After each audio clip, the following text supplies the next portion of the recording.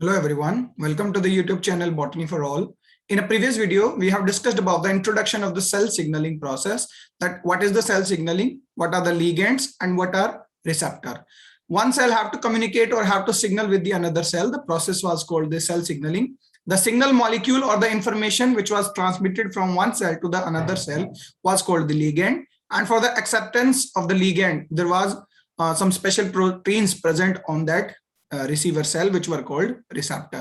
तो cell signalling में हमने पढ़ा था एक सेल से दूसरे सेल में जब सिग्नल मॉलिक्यूल्स का ट्रांसफर होता है तो वहां पर रिसेप्टर जो है वो रिक्वायर्ड होते हैं। रिसेप्टर या लिगेंड के बारे में हम डिटेल में पढ़ेंगे अपकमिंग वीडियोस में, but before that I must tell you that receptors are of two types. Basically दो तरह के रिसेप्टर होते हैं, एक होते हैं आपके इंट्रासेलुलर रिसेप्टर। जब कोई सेल सिग्नलिंग करती है और उसका रिसेप्टर सेल के इनर पार्ट्स में प्रेजेंट हो तो जनरली इस तरह के रिसेप्टर्स के जो लिगेंड होते हैं वो लिपोफिलिक होते हैं, बिकॉज उन्हें प्लाज्मा मेम्ब्रेन को क्रॉस करना होता है।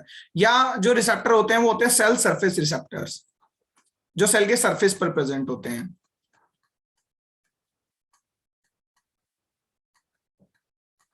तो यहाँ इस तरह के जो रिसेप्टर होंगे वहां हाइड्रोफिलिक मॉलिक्यूल ज्यादा होंगे या कभी कभी लिपोफिलिक भी हो सकते हैं। तो पर्टिकुलरली जो सेल सरफेस रिसेप्टर है, बिकॉज आज के वीडियो में our today's video we are going to discuss about a topic that is GPCR and the G protein. So G protein coupled receptor और जी प्रोटीन क्या होते हैं इसके बारे में आज हम डिस्कस करने वाले हैं। सो सेल सरफेस रिसेप्टर भी खुद तीन तरह के होते हैं। कुछ होते हैं आयन चैनल लिंक्ड रिसेप्टर, इनको भी डिटेल में आने वाले वीडियोस में हम पढ़ेंगे। एक होते हैं GPCR which we are going to discuss today, and another one are enzyme linked receptors.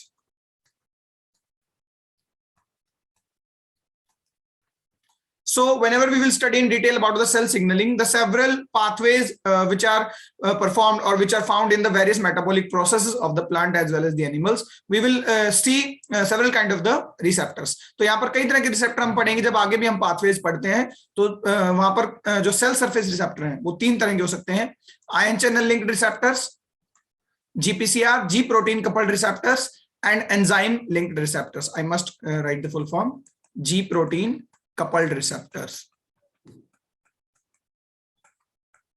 So basically आज का जो हमारा टॉपिक है that is GPCR and G protein. What it is that in the process of cell signaling there are several type of the receptor, in specifically cell surface receptor type which is also having three subtypes, the ion channel linked, GPCR and enzyme linked receptor. So we will today discuss the GPCR, the G protein coupled receptors. It is the largest class of cell surface receptors. तो जैसा कि मैंने बताया था वो receptor जो अंदर की तरफ पाए जाते हैं सेल में, मान लीजिए ER पर है या वैक्यूल पर है, किसी भी न्यूक्लियस पर रिसेप्टर हैं, तो वो सारे इंट्रासेलुलर रिसेप्टर होते हैं। वो सभी रिसेप्टर जो सेल के सरफेस पर यानी कि प्लाज्मा मेम्ब्रेन पर पाए जाते हैं उन्हें हम सेल सरफेस रिसेप्टर्स कहते हैं। Cell surface receptor itself are of three types. One are the ion channel linked cell surface receptors, another are the GPCR cell surface receptors, and third one are the enzyme linked receptors. So particularly the second type, that is the GPCR, which is called G protein coupled receptor. The abbreviation is GPCR that we are going to study today. So in the GPCR, what is G? The G stands for G proteins. So simply, as the word suggests, the receptors which are linked or which are coupled with the G proteins will be called GPCR. There are any kind of the receptor, वो specific receptor जो linked हैं या coupled हैं G protein के साथ। तो basically ये जो G protein होता है ये cytosolic side होता है और receptor का जो receiving domain है वो non cytosolic side या out of the cell extracellular parts में present होगा। So what happens is, जैसे ही लिगेंड आता है, कोई भी सेल सरफेस रिसेप्टर हो उस पर जब लिगेंड आता है यानी कि सिग्नल मॉलिक्यूल आता है तो उससे सिग्नल ट्रांसडक्शन का एक पाथवे शुरू होता है। सो वहां पर होता क्या है, लिगेंड आने से अंदर कोई भी इफेक्टर प्रोटीन एक्टिवेट किया जाता है, effector protein. It means once the ligand or once the signal molecule will come to the receptor will show a particular response inside the cell. How that cell goes a response or how that response is showed by activating an effector protein inside the cytoplasm. मान लीजिए oxygen hormone आता है और उसके आने की वजह से कोई भी काम सेल के अंदर हो रहा है तो लिगेंड ऑक्सीजन हार्मोन है यानी कि सिग्नल मॉलिक्यूल ऑक्सीजन हार्मोन है और उसके जो रिसेप्शन पर अंदर वर्क होगा यानी इफेक्टर प्रोटीन जो है वो एक्टिवेट होंगे जिन्हें हम हार्मोन सिग्नलिंग में तो रिस्पॉन्स फैक्टर्स के नाम से जानते हैं, या इन्हें हम इफेक्टर प्रोटीन कह सकते हैं। तो once the ligand will come, the effector proteins are activated by the receptor itself. तो अगर डायरेक्ट इफेक्टर प्रोटीन एक्टिवेट हो जाते हैं तो वहां पर हम प्राइमरी और सेकेंडरी मैसेंजर नहीं पढ़ते, क्योंकि वहां पर हमारे पास एक ही मैसेंजर होता है, द लिगेंड इटसेल्फ। वो मैसेज को लाया है, जो भी काम परफॉर्म करना है, और उसके लिए जो इफेक्टर प्रोटीन है वो अपने आप रिसेप्टर ने एक्टिवेट कर दिए। लेकिन कभी कभी क्या होता है कि जो रिसेप्टर होते हैं वो इफेक्टर प्रोटीन को एक्टिवेट नहीं करते, वो किसी दूसरे सिग्नल मॉलिक्यूल को एक्टिवेट करते हैं सेल के अंदर। फिर वो सिग्नल मॉलिक्यूल इफेक्टर प्रोटीन्स को एक्टिवेट करेगा, या कोई भी परफॉर्म करना है जो काम, उसको वो परफॉर्म करवाएंगे। तो वहां पर हम प्राइमरी मैसेंजर और सेकेंडरी मैसेंजर का कंसेप्ट जो है पढ़ते हैं। तो प्राइमरी मैसेंजर हमारा होगा लिगेंड, या वो सिग्नल मॉलिक्यूल जो सिग्नलिंग में एक सेल से दूसरी सेल में ट्रांसमिट किया गया है। तो जहां पर डायरेक्ट इफेक्टर प्रोटीन एक्टिवेट कर दिए जाते हैं, वहां तो एक ही तरह का मैसेंजर होता है जो हमारा लिगेंड है, या जो सिग्नल मॉलिक्यूल आया है।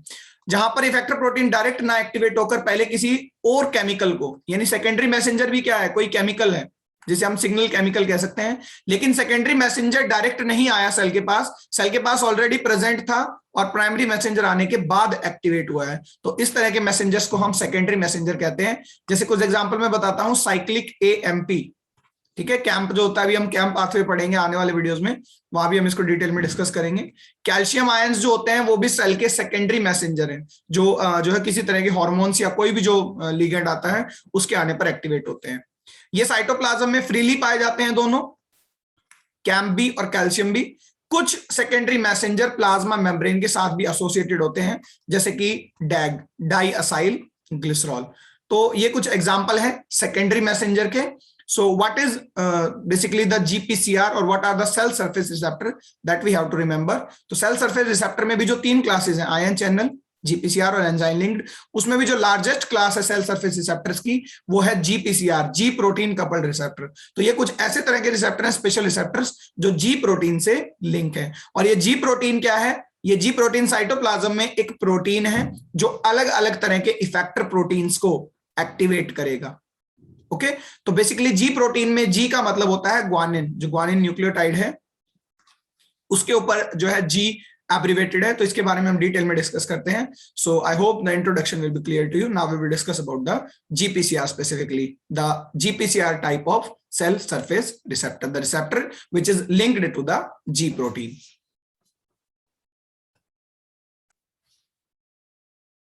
Okay, so now we will discuss about the GPCR and the G protein.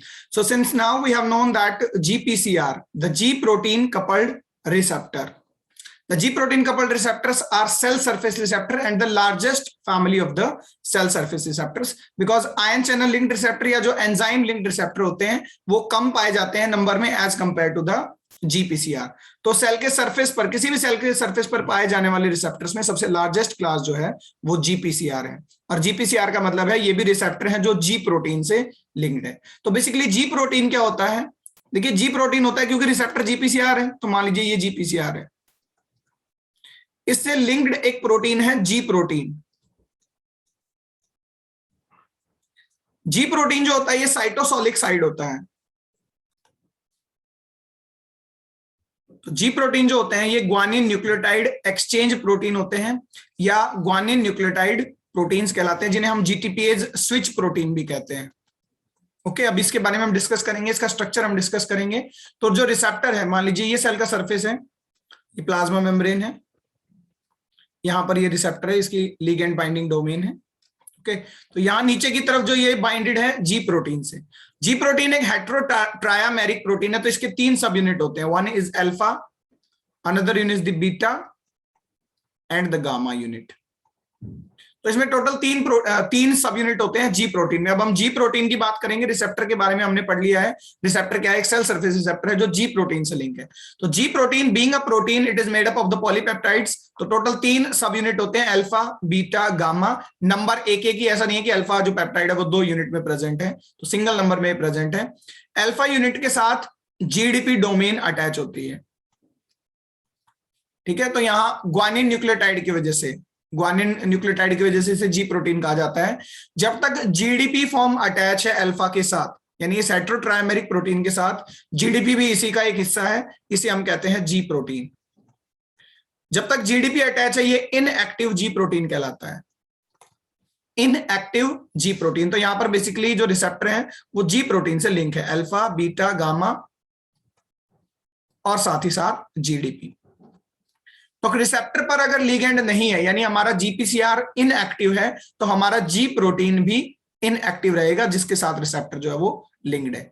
जैसे ही लिगेंड आ जाता है यानी लिगेंड के आ जाने पर लिगेंड आएगा रिसेप्टर पर तो सिग्नल मिलेगा रिसेप्टर को, रिसेप्टर भी एक्टिवेट हो जाएगा। एक्टिवेट होने पर जी प्रोटीन भी एक्टिवेट होते हैं। अब जी प्रोटीन एक्टिवेट होने पर बेसिकली क्या मैकेनिज्म होगा कि जो जीडीपी है, जीडीपी जो है इसका एक्सचेंज किया जाएगा, इसके बदले जीटीपी आएंगे। तो यहां पर देखिए ग्वानिन न्यूक्लियोटाइड का एक्सचेंज किया जा रहा है, जीडीपी के बदले एक्टिव होने पर एक्सचेंज हो रहा है जीडीपी का जीटीपी से, ठीक है। तो डाइफॉस्फेट की जगह ट्रायोस फॉस्फेट जो एक्टिवेटेड स्टेट है जीटीपी, वो आकर अल्फा से अटैच हो जाएगी। तो यहां पर ध्यान रखिएगा ये काम खुद जी प्रोटीन कर पा रहा है लिगेंड के आने पर। तो एक फैक्टर होते हैं जिन्हें हम guanine nucleotide exchange factor GEF के नाम से जानते हैं, या मैंने लिखा भी है जीईएफ। तो खुद जीपीसीआर जो है ये जीईएफ की तरह बिहेव करते हैं। रिसेप्टर कब बिहेव कर पाएगा, ये काम कौन करके दे रहा है, ये काम रिसेप्टर करके दे रहा है जब लिगेंड आ रहा है कि जीडीपी के बदले जीटीपी को अटैच लाकर वो कर दे रहा है। एक चीज हमेशा ध्यान रखेंगे, जब तक जी प्रोटीन के साथ जीडीपी बाउंडेड है, ठीक है, जब तक ग्वानिन डायोस फॉस्फेट बाउंडेड है तब तक तो वो इनएक्टिव है। तो यानी कि पहले जब मैंने इनएक्टिव दिखाया था तब मैंने जीडीपी बाउंड दिखाया था, लेकिन जैसे ही जो है जीपीसीआर के साथ जीटीपी बाइंड करेगा तो जी प्रोटीन जो है वो एक्टिवेट हो जाएंगे। तो एक्टिवेशन पर देखिए क्या होगा, इनका डिसोसिएशन हो जाएगा, जो अल्फा है वो बीटा और गामा से अलग हो जाएगा। अब क्योंकि एक्टिवेट होना है तो जीडीपी नहीं जीटीपी रहेगा। वन थिंग, बीटा और गामा बेचारे अलग हो जाएंगे, beta and gamma will be release. तो एक जी प्रोटीन जो अपनी इनएक्टिव स्टेट में बना हुआ था तीन कंपोनेंट से, अल्फा से, बीटा से, गामा से, और साथ ही साथ उनके साथ एक जीडीपी मॉलिक्यूल अटैच था इनएक्टिव स्टेट में। तो इनएक्टिव स्टेट में ये है alpha, beta, gamma and GDP. जैसे ही लिगेंड आया और जी प्रोटीन एक्टिव हुए, अब जी प्रोटीन को एक्टिव करने का काम रिसेप्टर करके दे रहा है क्योंकि रिसेप्टर पर लिगेंड आया, और रिसेप्टर उस टाइम पर बिहेव कर रहा है guanine nucleotide exchange factor GEF की तरह। यानी यहां पर जीईएफ इन्वॉल्व हुए, उन्होंने एक्सचेंज करके दे दिया जीडीपी के बदले जीटीपी, लेकिन डिसोसिएशन भी हुआ, अल्फा के साथ जीटीपी अटैच हो गया और बीटा और गामा बेचारे अलग हो गए। तो एक्टिवेटेड जी प्रोटीन में टोटल दो जो है सब यूनिट होती हैं। देखिए इनएक्टिवेटेड जी प्रोटीन में सारा सिस्टम एक साथ बाइंडेड है, एक्टिवेटेड जी प्रोटीन में दो जो है फॉर्म्स बन गई। एक फॉर्म कहलाती है अल्फा जीटीपी कॉम्प्लेक्स, ओके, क्योंकि जीडीपी की जगह अब जीटीपी आ गया। अच्छा, लाने का काम किसने किया, जीईएफ ने, ग्वानिन न्यूक्लियोटाइड एक्सचेंज फैक्टर्स ने। दूसरा कॉम्प्लेक्स बन गया बीटा गामा कॉम्प्लेक्स। अब रिसेप्टर आएगा, रिसेप्टर मतलब लिगेंड आएगा और रिसेप्टर अपना काम करेगा, तो काम करने के लिए अंदर जी प्रोटीन है, और जी प्रोटीन एक्टिव होता ही अपनी दो फॉर्म या दो कॉम्प्लेक्स वो बना रहा है, एक अल्फा जीटीपी कॉम्प्लेक्स और एक बीटा गामा कॉम्प्लेक्स। ये दोनों कॉम्प्लेक्स जाकर इफेक्टर प्रोटीन्स को टारगेट करते हैं, और इफेक्टर प्रोटीन ने जो भी फंक्शन परफॉर्म करने, क्योंकि अलग अलग तरह की सिग्नलिंग हम पढ़ेंगे जीपीसीआर में, स्मेल को, टेस्ट को, और हर एक चीज को, काफी सारी चीजों को जो है ये हार्मोन्स को, न्यूरोट्रांसमीटर्स को, काफी सारी चीजों को एज ए लिगेंड ये एक्सेप्ट करते हैं। कौन एक्सेप्ट करेंगे, जीपीसीआर, नॉट जी प्रोटीन। तो जीपीसीआर एज ए रिसेप्टर काफी सारे लिगेंड जैसे न्यूरोट्रांसमीटर्स, जैसे पेप्टाइड हार्मोन्स, ठीक है, यहां मैंने लिखे हैं, जैसे स्मेल को, लाइट को या टेस्ट को, इनके भी जो रिसेप्टर होते हैं वो जीपीसीआर होते हैं। तो ये अपने लिगेंड को सेंस करेंगे, सेंस करते ही क्योंकि लिंक है जी प्रोटीन से, तो इनका जी प्रोटीन जिसके साथ ये लिंक है वो एक्टिवेट होगा। एक्टिवेट होते ही जी प्रोटीन दो चीजों में टूट जाएगा, एक अल्फा जीटीपी कॉम्प्लेक्स में, दूसरा बीटा गामा कॉम्प्लेक्स में। दोनों कॉम्प्लेक्स इक्वली इंपॉर्टेंट है इफेक्टर प्रोटीन्स को एक्टिवेट करने में। मान लीजिए स्मेल आने पर, एसेंस आने पर, हमारे अंदर कोई सेल से रिलीज होते हैं कोई भी सिग्नल से न्यूरोट्रांसमीटर्स, तो उनके लिए हमारा जी प्रोटीन जो है वो रिस्पॉन्सिबल है। तो एक्टिवेटेड जी प्रोटीन में अल्फा और जीटीपी एक साथ होते हैं और बीटा गामा एक साथ होते हैं, जबकि इनएक्टिवेटेड में पहली बात तो कि जीटीपी नहीं जीडीपी होता है, इन तीनों के ही साथ बाइंडेड होता है। तो ये चीज हम जरूर ध्यान रखेंगे कि जब जीडीपी बाउंड रहता है जी प्रोटीन्स के साथ तो उस टाइम पर रिसेप्टर इनएक्टिव है, और जब जीटीपी बाउंड करता है तो उस टाइम पर रिसेप्टर जो है वो एक्टिवेटेड है। अब हमें ये देखना है कि मान लीजिए ग्वानिन एक्सचेंज न्यूक्लियोटाइड फैक्टर्स ने, GEF ने एक्टिवेट तो कर दिया, आने पर जीडीपी फॉर्म अलग होकर जीटीपी फॉर्म जुड़ गई। क्या जीटीपी फॉर्म ही जुड़ी रहेगी अल्फा के साथ? क्या जी प्रोटीन हमेशा ही एक्टिवेट रहेंगे?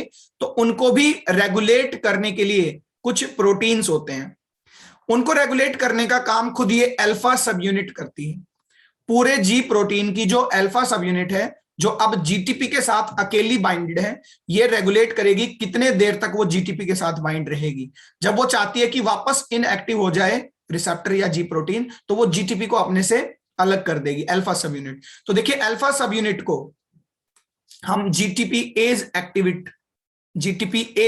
एक्टिवेटर के नाम से भी, या एक्टिविटी परफॉर्म करने वाले प्रोटीन के नाम से भी जानते हैं। तो क्योंकि अल्फा सब यूनिट कंपोनेंट है जी प्रोटीन का ही, तो खुद G protein GTPase protein होते हैं। अब इस लाइन का मतलब समझिए, जीटीपी एज एक्टिविटी खुद जी प्रोटीन्स के पास ही है, क्योंकि जी प्रोटीन खुद जीटीपी को तोड़ सकता है। जीटीपी एज का मतलब जीटीपी को तोड़ना है, तो जीटीपी को तोड़ते ही वापस जीडीपी आकर बाइंड कर लेगा अल्फा से।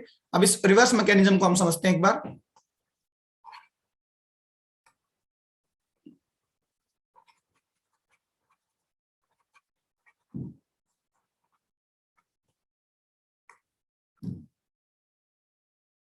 देखिए अल्फा और जीटीपी, बीटा और गामा, ये एक्टिव स्टेट में जी प्रोटीन है। एक्टिवेट का मतलब अलग अलग है।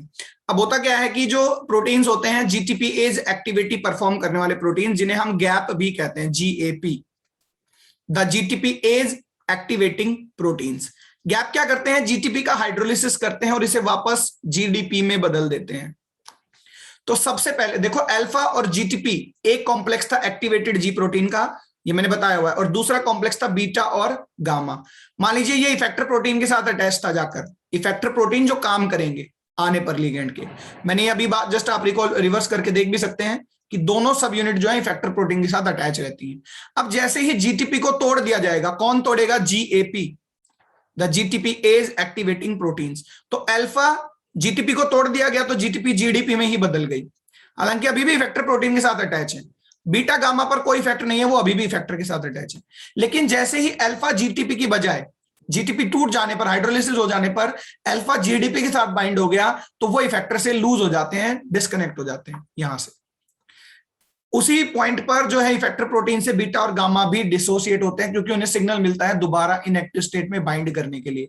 तो यहां से दोनों अपने अपने इफेक्टर प्रोटीन से अलग हो जाएंगे, और फाइनली तीनों फॉर्म्स अल्फा, बीटा, गामा और जीडीपी आकर दोबारा जुड़ जाएंगे और इनएक्टिव जी प्रोटीन को प्रोड्यूस करेंगे, या जो जी प्रोटीन है वो इनएक्टिवेट हो जाएगा। Again I am repeating, activate कब हुआ था? जब ग्वानिन न्यूक्लियोटाइड एक्सचेंज फैक्टर आए थे, उन्होंने जीडीपी को जीटीपी से एक्सचेंज कर दिया था। तो अल्फा ने अपने दोस्तों का साथ छोड़ दिया और वो जीटीपी के साथ लिंक होकर एक अलग कॉम्प्लेक्स बन गया, अल्फा जीटीपी कॉम्प्लेक्स, जबकि बीटा और गामा एक कॉम्प्लेक्स बन गई। ये एक्टिव जी प्रोटीन था। इनएक्टिव में कौन परफॉर्म कर रहा है रोल? जीएपीज, जीटीपीएज एक्टिवेटिंग प्रोटीन्स, यहां पर मैंने लिखा है एट द बेस। तो जीएपी जिन्होंने जीटीपी को तोड़कर जीडीपी बना दिया, तो अल्फा जीडीपी वापस बीटा गामा के पास जाकर इनएक्टिव हो गया जी प्रोटीन। तो देखो ये दोनों चीजें जरूरी हैं, एक्टिवेशन भी इनएक्टिवेशन भी, क्योंकि अगर हमेशा एक्टिव रहा जी प्रोटीन तो जो है सिग्नलिंग के लिए नेक्स्ट लिगेंड की कभी भी जरूरत नहीं पड़ेगी, तो ऑटोमेटिकली रेगुलेट होता रहता है। तो देखिए खुद इनएक्टिव हुआ जी प्रोटीन, और उसको खुद इनएक्टिव करने में अल्फा सब यूनिट का रोल है। अल्फा सब यूनिट अपने आप को रेगुलेट कर सकती है कि कब उसे जीटीपी से बाइंड करना है, कब उसे जीडीपी से बाइंड करना है। जब उसे जीटीपी से बाइंड करना होता है तो वो guanine nucleotide exchange factor GEF को बुलाती है। जब उसे जीडीपी यानी जीटीपी को तोड़ना है तब वो जीएपी, जीटीपीएज एक्टिवेटिंग प्रोटीन्स को बुलाती है। यानी ये खुद रेगुलेट कर रही है, और अल्फा सब यूनिट खुद जी प्रोटीन का पार्ट है, तो खुद जी प्रोटीन अपनी एक्टिविटी को रेगुलेट करता है। जितने टाइम तक वो एक्टिव रहेगा वो उसकी लेंथ डिटरमाइन करता है। यहां मैंने लिखा भी है कि जी अल्फा का मतलब है जी प्रोटीन की जो अल्फा सब यूनिट है वो itself perform GTPase activity and receptor automatically become inactive. तो ऑटो इनएक्टिवेशन कैसे इनएक्टिव होगा? क्योंकि उसने हाइड्रोलिसिस परफॉर्म करा। It also regulate the length time of the activation of GPCR, कितने टाइम तक जीपीसीआर को एक्टिव रहना है, यानी कब तक जीटीपीए से बाइंड रखना है, ये भी खुद अल्फा सब यूनिट जो अपने आप में रेगुलेट करती है। तो जी प्रोटीन जो होते हैं, जी प्रोटीन ग्वानिन प्रोटीन्स कहलाते हैं। और क्या उनकी प्रॉपर्टी है, कब वो एक्टिव है, कब वो इनएक्टिव है, क्या उनका स्ट्रक्चर है? अल्फा, बीटा, गामा हेट्रोट्राइमेरिक वो प्रोटीन है। जीटीपी से बाइंड रहने पर वो एक्टिव है, जीडीपी से बाइंड रहने पर वो इनएक्टिव है। मैंने दो प्रोटीन्स भी बताए हैं आपको, उन दो प्रोटीन्स को मैं रिपीट कर देता हूं। जो जीटीपी फॉर्म, जो जीडीपी फॉर्म है, जब इनएक्टिव था जीपीसीआर या जी प्रोटीन, तो उसको जीटीपी में बदलने का काम जीईएफ करते हैं, ग्वानिन एक्सचेंज न्यूक्लियोटाइड फैक्टर्स, और जीटीपी को तोड़ने का काम जीडीपी में करते हैं gap, that is GTPase activating proteins. एक गैप का एग्जांपल मैं आपको बताता हूं, RGS, regulator of the G protein signalling, ये इंक्रीज करते हैं जीटीपी एज एक्टिविटी को। तो कभी कभी पूछा जाता है आरजीएस क्या है? आरजीएस होते हैं regulator of ji protein signalling, ये जीटीपी एज एक्टिविटी परफॉर्म करेंगे। इसका मतलब ये जीटीपी को तोड़कर जीडीपी बनाते रहेंगे, और अगर जीटीपी एज एक्टिविटी हो रही है तो उसका मतलब जीडीपी बनता रहेगा, और जीडीपी अगर बनता रहेगा तो जी प्रोटीन इनएक्टिव रहेगा। तो ध्यान रहे, दोनों जीएपी यानी जीटीपीएज एक्टिवेटिंग प्रोटीन भी और आरजीएस भी दोनों इनएक्टिव स्टेट में रखते हैं जी प्रोटीन को। और जी प्रोटीन अगर इनएक्टिव है तो अपने आप जीपीसीआर, जी प्रोटीन से कपल्ड रिसेप्टर यानी कि जीपीसीआर जो है वो भी इनएक्टिव रहेंगे। तो यहाँ कुछ पॉइंट्स मैं जो ऑलरेडी डिस्कस कर चुका हूं कि जो लार्जेस्ट फैमिली है ये जीपीसीआर जो है सेल सरफेस रिसेप्टर की, जी प्रोटीन से लिंक होते हैं, सभी यूकैरियोट्स में प्रेजेंट होते हैं जीपीसीआर, स्पेशल तरह के रिसेप्टर हैं ये, हर जो यूकैरियोटिक सेल उसके अंदर प्रेजेंट है। इनके लीगेंड क्या होते हैं? बीइंग अ रिसेप्टर, समझिए जी प्रोटीन अलग चीज है और जी प्रोटीन से कपल्ड रिसेप्टर अलग चीज है। तो बीइंग अ रिसेप्टर, इनके जो लीगेंड है यानी जो सेल एक्सेप्ट करेगी एज ए रिसेप्टर, वो क्या हो सकते हैं? वो न्यूरोट्रांसमीटर हो सकते हैं, पेप्टाइड यानी प्रोटीन नेचर के हार्मोन्स हो सकते हैं, स्मेल का कोई भी पार्टिकल चाहे वो डिफ्यूज हो रहा है कैसी भी स्टेट में है, या लाइट हो सकती है, या टेस्ट, ये सारे जो है क्या होते हैं? इसके लीगेंड है। ये मल्टीपास सर्पेंटाइन रिसेप्टर है जिनका सी टर्मिनल साइटोसोलिक है। एक बहुत इंपॉर्टेंट पॉइंट है from the structure point of the view. जो जीपीसीआर है उनका स्ट्रक्चर क्या है? देखिए, कोई भी प्रोटीन जो होता है जो प्लाज्मा मेम्ब्रेन में प्रेजेंट है, उसके अंदर पास यानी कि नंबर्स होते हैं, कितनी बार वो मेम्ब्रेन को पास कर रहा है। वो सिंगल में पास हो सकते हैं, मल्टी पास हो सकते हैं। तो देखिए, मान लीजिए ये है सेल मेम्ब्रेन, फॉस्फोलिपिड बाइलेयर होती है, आप जानते हैं। तो एज अ प्रोटीन, क्योंकि जीपीसीआर भी एक प्रोटीन ही है, ठीक है, तो अमीनो एसिड्स के बने होंगे, और अमीनो एसिड में आप जानते हैं एक तरफ एन टर्मिनल होता है, एक तरफ सी टर्मिनल। 7 बार ये पास करते हैं लाइक दिस, 1 2 3 4 5 6 एंड 7। तो 7 बार पास करने की वजह से इन्हें सर्पेंटाइन रिसेप्टर भी कहते हैं। 7 पास, 2 से ज्यादा बार पास हो गया तो मल्टी पास हो गया। मल्टी पास में भी 7 टाइम्स पास कर रहे हैं, 1 2 3 4 ऐसे 7 बार। तो एक बार जो है, ये भी बहुत इंपॉर्टेंट इसका पॉइंट है कि इन्हें सर्पेंटाइन 7 टाइम पास रिसेप्टर कहते हैं। और सी टर्मिनल साइटोसोलिक होता है। ये मान लीजिए साइटोसोल है, ये नॉन साइटोसोलिक एंड है। तो अमाइनो एसिड जो होगा सबसे लास्ट में, उसका कार्बोक्सिलिक ग्रुप यानी कि सी टर्मिनल साइटोसोल साइड है और N terminal non cytosolic side है। इसके बारे में आप सेल बायोलॉजी की प्लेलिस्ट में जाके भी पढ़ सकते हैं कि प्रोटीन जो होते हैं, ट्रांस मेम्ब्रेन प्रोटीन यानी कि जो प्लाज्मा मेम्ब्रेन के अंदर जो प्रोटीन है, उनके 2 टर्मिनल होते हैं, कैसे सिंगल पास मल्टी पास किसे बोलते हैं। तो इसका जो स्ट्रक्चर है वो 7 पास है, सर्पेंटाइन रिसेप्टर भी से हम कहते हैं। जी प्रोटीन जो होते हैं उनके पास जीटीपीएज स्विच प्रोटीन है। देखो, खुद स्विच कर सकते हैं, ये चाहे तो जीटीपी को जीडीपी में बदल देते हैं तोड़कर, और जीडीपी को जीटीपी में बदल सकते हैं। जीडीपी को जीटीपी में बदलेंगे ट्राइफॉस्फेट में, तो इन्हें ग्वानिन एक्सचेंज न्यूक्लियोटाइड फैक्टर चाहिए, और जब जीटीपी को जीडीपी में बदलेंगे तो इन्हें जीएपी यानी कि जीटीपीएज एक्टिवेटिंग प्रोटीन चाहिए। तो यहाँ वही पॉइंट है जो मैं ऑलरेडी डिस्कस कर चुका हूं। यहाँ ग्वानिन न्यूक्लियोटाइड एक्सचेंज फैक्टर्स के बारे में मैं बता चुका हूं। आरजीएस क्या है ये भी आप याद रख सकते हैं, और जो आपके प्रोटीन्स होते हैं जीईएफ और जीईपी, इनको भी आपने याद रखना है कि कैसे ये स्विच करवाते हैं between the activity of GDP and GTP. So once the inactive G protein is there, the alpha subunit, beta and gamma are all together joined, as well as the GDP, guanine diose phosphate, is attached to them. Whenever the G protein will become active, the alpha subunit will dissociate from the beta and gamma and join to the GTP. Alpha and GTP are one complex, beta and gamma are another complex, that is the active G protein. What will the active G protein will do? Once the ligand will come to the receptor, जैसे receptor पर ligand आया, इसका मतलब कोई काम होना चाहिए, तो ligand आने पर G protein भी एक्टिव हुए हैं। Active G protein means 2 complexes, one's the alpha GTP complex and another is the beta gamma complex. So both of these complex will bind to the effector proteins. Those effector proteins will accumulate the functions or the signals transmitted by the cell, that is called the signal transduction. That effector protein may be a secondary messenger also, हो सकता है alpha और जो GTP form है या जो beta gamma form है वो किसी सेकेंडरी मैसेंजर दूसरे सिग्नल मॉलिक्यूल को एक्टिवेट करे और फिर वो सिग्नल मॉलिक्यूल सिग्नलिंग को परफॉर्म करे। तो ऐसा बहुत कुछ हम देखने भी वाले हैं। In our upcoming videos we will discuss about some particular signaling pathways which are done or which are undergo by the process of G proteins। तो ये जो G प्रोटीन है, एक्टिवेटेड G प्रोटीन है, वो काफी सारे पाथवेज को body के अंदर एक्टिवेट करते हैं। उन सारे पाथवेज के बारे में हम आने वाले वीडियोस में पढ़ेंगे, जैसे कि एक जो डिजीज भी है जैसे पर्टूसिस है या कॉलेरा टॉक्सिन है, ठीक है। इसी तरह से IP3 डैग एक पाथवे होता है, CAMP पाथवे है। इस तरह के कुछ पाथवे हैं जो GPCR से रेगुलेट किए जाते हैं। GPCR आईज में भी जो है ट्रांसड्यूसिन पिगमेंट होता है, उनको भी जो है रेगुलेट करते हैं। तो कैसे ये सारे पाथवे फंक्शन करेंगे from G protein coupled receptor and G protein signaling, that we are going to see in the upcoming videos. So it was all about the G proteins and the GPCR, the G protein coupled receptor. Thank you very much. Have a good time.